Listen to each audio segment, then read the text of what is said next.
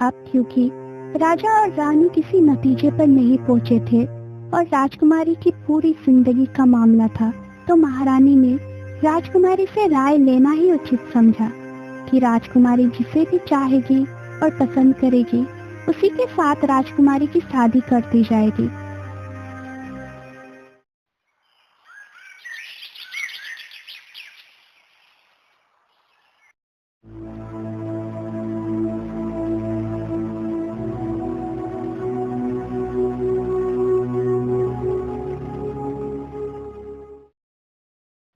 बेटी, जैसे कि तुम जानती हो, हम तुम्हारे लिए एक योग्य लड़की की तलाश कर रहे हैं। इस सिलसिले में हमारे पास दो पड़ोसी राज्यों के राजकुमारों के रिश्ते आए हैं। दोनों ही राजकुमार बहुत ही योग्य और सुंदर हैं, साथ ही तुमसे शादी करने की इच्छा रखते हैं।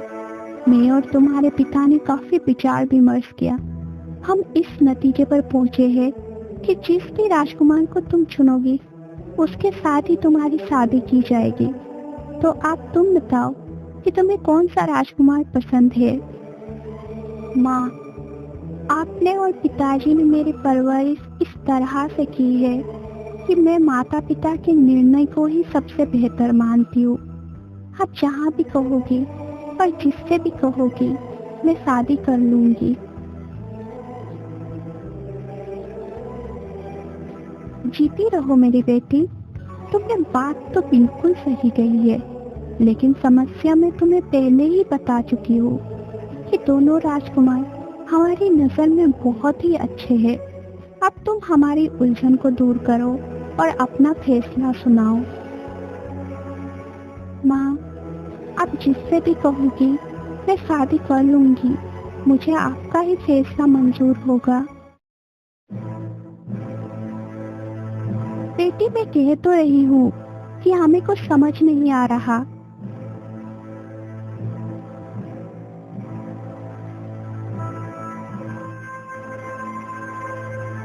ठीक है माँ, मैं उस राजकुमार से शादी करूंगी जो मेरी 3 शर्तें पूरी करेगा।